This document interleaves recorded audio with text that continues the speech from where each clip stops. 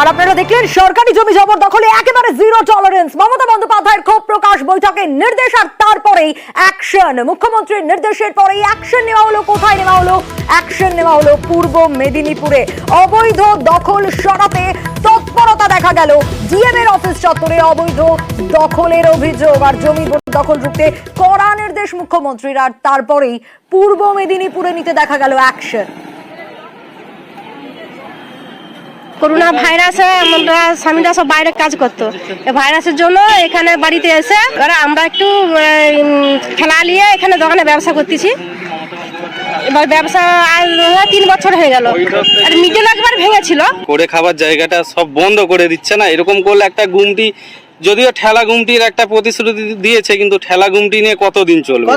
একটা রোদ, জল, ঝড়, বৃষ্টিতে মানুষজন না দাঁড়াতে পারবে না, কিছু করতে পারবে। আমাদেরকে বলছে ছাউনি করা যাবে নি, তোমরা রোজ এসো, রোজ চলে যাও। ওইটাকে আমাদের কি সম্ভব?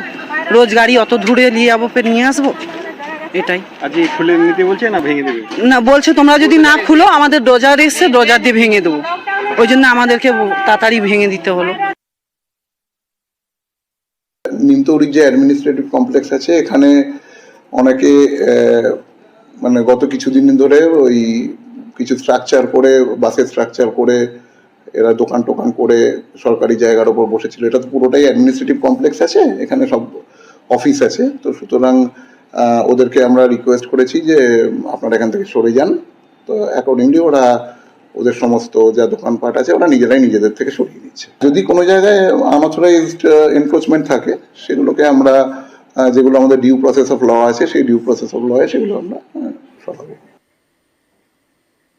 জমি জবরদখল, কাটমানি, এই প্রত্যেকটা বিষয় কিন্তু জিরো টলারেন্সের কথা বলেছেন মমতা বন্দ্যোপাধ্যায়। এবার কাটমানি নিয়ে সরব হতে দেখা গেল উদয়ন গুহকে। পিকনিকের নামে টাকা তোলার, সেই টাকা তোলার অভিযোগ উঠে এসছে, তাই কড়া হুঁশিয়ারি দিয়েছেন উদয়ন গুহ। তৃণমূল কর্মীদের একাংশের জন্য দলের বদনাম বরদাস্ত নয়। কোচবিহারেই কড়া বার্তা উদয়ন গুহর। কোথাও যদি শুনি যে কারো দোকান বন্ধ করে দিয়ে, কাউকে হুমকি দিয়ে, কাউকে ভয় দেখিয়ে পিকনিক খাওয়ার জন্য, মিছিল করবার জন্য টাকা নিয়েছেন, তার দল করার দরকার নেই, তাকে দলে থাকতে হবে না। টাকা নেবেন, মাংস খাবেন, মদ খাবেন, আর দুর্নাম হবে আমাদের, তার ঠেলা পোহাতে হবে আমাদের। আপনাদের সেই কাজ করার দরকার নেই।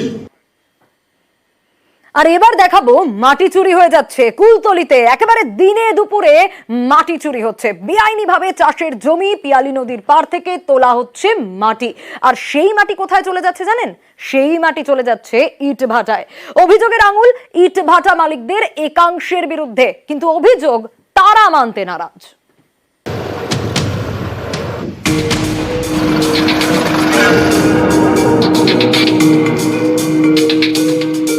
চাষের জমি থেকে তোলা হচ্ছে মাটি, তারপর সেই মাটি ট্রাক্টরে চাপিয়ে পাচার। এই ছবি দক্ষিণ 24 পরগনার কুলতলির।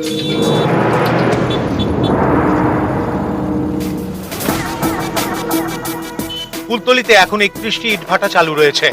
ইট তৈরির জন্য মাটির প্রয়োজন। অভিযোগ সেই কারণেই অনেক ইটভাটা মালিকের নজর চাষের জমিতে, পিয়ালি নদীর পাড়ে, যেমন কুলতলির কুন্দখালি। এখান থেকে দিনের পর দিন মাটি চুরি। মাটি কাটার জন্য নামানো হয় আর্থ মুভার, মাটি তোলা হয় ট্রাক্টরে, তারপর পাচার। অভিযোগ এভাবেই একের পর এক মাটি ভর্তি ট্রাক্টর ঢোকে ইট ভাটায়, পুরোটাই বেআইনি ভাবে। ইট ভাটার মালিকরা মাটি চুরির অভিযোগ মানতে নারাজ। মাটি সেই অর্থে তো বেশি কাটেনি, পুকুরটা কেটে নিয়েছে, টেনা বেঁকা ছিল সেটা ঠিক করে নিয়েছে। পারমিশন ছিল, তাই তো? হ্যাঁ, ও তো আর অন্য কিছু করেনি, পুকুরটা ঠিক করে নিয়ে পাড়টা করে নিয়েছে, মাটিটা নিয়ে ওই ইয়ে করেছে। পুকুর খাল নেই বলে এটা মাছ চাষের জন্য এটা পুকুরটা একটু বড় করছি। আর অনেকটা ডিপ করা হচ্ছে না, ডিপ হচ্ছে না, 3 ফুটের কম আছে। পারমিশন করিয়েছেন বিয়ালার থেকে? পারমিশন করা আছে থানা থেকে। বিয়ালা পারমিশন আছে। ওই আজাদ ভাটার মালিক যিনি নজরুল দা বলেছেন যে আমি থানা থেকে পারমিশন নিয়েছি। একটুও বিশ্বাস নেই। এই মাটি মাফিয়া বা মাটির সাথে দুর্নীতি, এবং এই দুর্নীতির সাথে প্রত্যক্ষ এবং পরোক্ষভাবে শাসক দল জড়িয়ে আছে। কুলতলির মাটিতে কোথাও কোনোভাবে ইটভাটা কেন, মাটি কোনো অবৈধভাবে তারা মাটি তোলে না। তৃণমূল কংগ্রেস এই সমস্ত অন্যায় কাজে কোনোদিন প্রশ্রয় দেয় না। আইনের পথেই চলে। রাজনৈতিক অভিযোগ পাল্টা অভিযোগ থাকবে, তবে কুলতলি থেকে কবে মাটির ব্যবসা বন্ধ হবে সেই দিকেই তাকিয়ে কুলতলিবাসী। কুলতলি থেকে ক্যামেরাম্যান রফিকুল ঢালির সঙ্গে অর্পণ মণ্ডল, নিউজ 18 বাংলা। আর অন্যদিকে এবার ইংরেজ বাজারের ছবি, যেখানে জলাশয়কে আবার আগের অবস্থায় ফেরানোর জন্য উদ্যোগ নেওয়া হয়েছে। তৎপর মালদা জেলা প্রশাসন, জলাভূমির বুক থেকে মাটি তোলার কাজ শুরু হয়ে গিয়েছে।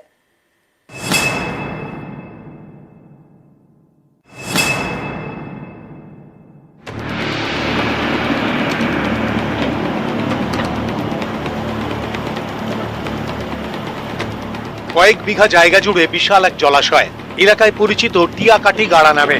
এর অনেকটা অংশই ভরাট করে ফেলেছিল দুষ্কৃতীরা। এবার সেই জলাশয়কে পুরনো চেহারায় ফেরানোর কাজ শুরু করে দিল মালদা জেলা প্রশাসন। আর্থ মুভার ট্রাক্টর দিয়ে শুরু হয়ে গেল জলাশয়ের বুক থেকে মাটি তোলার কাজ। ক্লাসিফিকেশন যেহেতু ডোবা, আমরা ডোবাটাকে রেস্টোর করে দিচ্ছি। এই রেস্টোর হয়ে যাওয়াটার জন্য এবং যাতে কোনো শহরের কোনো পুকুরই বোঝানো না হয়, সেটারই আমরা ব্যবস্থা দেখছি কি করা যায়। অবশ্যই নোটিশ করা হয়েছিল, যখন রেস্টোরেশনের কাজটা হলো না রায়তের দিয়ে, আমরাই করে দিচ্ছি। ইংরেজবাজার পুরসভার 13 নম্বর ওয়ার্ড, এখানে প্রায় 60 ডেসিমেল জায়গা জুড়ে টিয়াকাটি জলাশয়। অভিযোগ, এর উপর নজর পড়ে জমি মাফিয়ার। জলাভূমি ভরাট করে চলছিল প্রমোটিং এর ছক। অভিযোগ পেয়ে প্রথমে কয়েকজনের নামে নোটিশ জারি করে প্রশাসন। বোর্ড ঝুলিয়ে জলাজমি ভরাট নিয়ে সতর্কবার্তাও দেয় জেলা ভূমি ও ভূমি সংস্কার দপ্তর। এবার টিয়াকাটিকে আগের অবস্থায় ফেরাতে ময়দানে নেমে পড়ল মালদা জেলা প্রশাসন। এখানে কিছু সমস্যাও আছে। বিষয়টা হচ্ছে জলাভূমিটা পচে গেছে এখন, এবং আমরা প্রশাসনের কথা বলবো যাতে এটাকে সুন্দরভাবে একটা বিউটিফিকেশন করে জলাভূমিটাকে একটা ভালো করা হয়, যাতে এখান থেকে ডেঙ্গু না ছড়ায়, অন্যান্য অসুবিধা না হয়, এক সৌন্দর্য যাতে বৃদ্ধি পায়।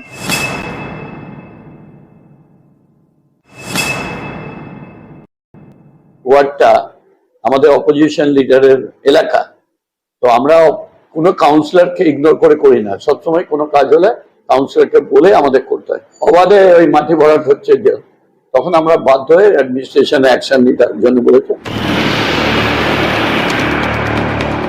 মালদা থেকে সেবক দেব শর্মা, নিউজ 18 বাংলা।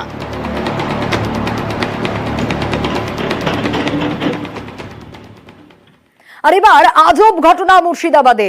কি হয়েছে জানেন? সেখানে মাতব্বরদেরকে জানানো হয়নি, ছেলের বিয়ে দিয়েছেন বাবা, আর এটাই নাকি অন্যায়।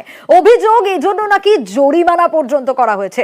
সালিশি সভাও বসানো হয়েছে, আর সেই সালিশি সভায় চরম অশান্তি। সেখানে এমন পরিস্থিতি তৈরি হলো যে রীতিমতো ছুরি মারা হলো, খুনের ঘটনা ঘটলো সালিশি সভাতেই। যুবক খুন, দেখুন। বাড়ির ছেলেমেয়ের বিয়ে দিতে গেলে অনুমতি নিতে হবে গ্রামের মোড়লের, সেটা না করায় নাকি জরিমানা। সালিশি সভা, সেই সালিশি সভায় বচসা, অশান্তি, শেষমেশ ধারালো অস্ত্রের কোপে খুন মাতব্বর যুবক। এ নিয়ে চাঞ্চল্য মুর্শিদাবাদের ফারাক্কায়। যে ছেলেটা কেটেছে কিনা, তার ছেলের বিয়ে হয়েছে চোরিয়ে, যে তুই মোড়ল সরকারকে জানালি না, হ্যাঁ, লক্ষ করে বিয়ে দিয়ে দিলি, দিয়ে 5,000 জরিমানা লাগবে, দিয়ে ছেড়ে ফেলে দিলে যে আমি 5,000 টাকা জরিমানা দেবো না, তলো থাকবো। চাকু যে মেরেছে তাও আমরা ওখানে যাইনি। হ্যাঁ, চাকুটা সমাজের লোককে, হ্যাঁ, দিয়ে তখন তো পালিয়ে গেল। আমি পুলিশে যে পালালো আর না পালালো, আমরা কিন্তু ওখানে বসে আছি। ফারাক্কার তোফাপুর দক্ষিণ পাড়া গ্রামের বাসিন্দা আব্দুল রাকিব। কিছুদিন আগে তার ছেলের বিয়ে হয়, কিন্তু এ বিষয়ে তিনি গ্রামের মোড়লের অনুমতি দেননি। অভিযোগ, এর জন্য 5,000 টাকা জরিমানা দিতে বলা হয় রাকিবকে। আপনার ছেলে বা আমার ছেলে হয়তো বিয়ে করে চলে আসছিল, যে মোড়ল আছে গ্রামের সর্দার আছে, তাকে জানাতে হয়, একটু জানাতে হয়, না হলে সমস্যা হবে, না হলে ওই জরিমানাটা এক্সেস করবে। 5,000 টাকা চেয়েছিল। হ্যাঁ, 5,000 টাকা। এ নিয়ে বৃহস্পতিবার সালিশি সভাও ডাকে গ্রামের মাতব্বররা। অভিযোগ, সেই সালিশি সভায় বচসা বাঁধে। তখনই মাতব্বর যুবক আসিকুল শেখ ওরফে টনিকে ধারালো অস্ত্র দিয়ে কোপান আব্দুল রাকিব। স্থানীয় হাসপাতালে নিয়ে গেলে সেখানেই যুবকের মৃত্যু হয়, আর আব্দুল রাকিব পলাতক। কারণটা এখনো কিছু বোঝাই যাচ্ছে না। এটা খুব যে মানে কোনো রকম কারণ আছে তাও নয়, একটা আক্রোশ আর কি। ওখানে ওকে কোশ্চেন করেছিল, হ্যাঁ, যে কেন এরকম করেছো, বাস এইটুকুই আক্রোশ বশত এটা করেছে। আর কোনো কিছু বা রাজনৈতিক কোনো বিষয়, কোনো কিছু বিষয় এখানে নয়। আর অনেকেরই প্রশ্ন, মোড়লদের এরকম মাতব্বরি আর কতদিন চলবে? বিয়ের অনুমতি কেন মোড়লের থেকে নিতে হবে? কারো কোনো সমস্যা হলে তার সমাধানে প্রশাসন রয়েছে, তাহলে সালিশি সভা বসে কিভাবে? এ নিয়ে কি বলছেন বিডিও? তার প্রতিক্রিয়ার জন্য সকাল থেকে দীর্ঘক্ষণ অপেক্ষা করতে হয়। শেষমেশ ফোনে কথা বলেন। এত কিছু ঘটে যাওয়ার পরেও ফারাক্কার বিডিও জুনায়েদ আহমেদ ফোনে বলেন এ বিষয়ে তিনি কিছুই জানেন না, খোঁজ নিয়ে দেখছেন। মুর্শিদাবাদের ফারাক্কা থেকে প্রণব বন্দ্যোপাধ্যায়, নিউজ 18 বাংলা।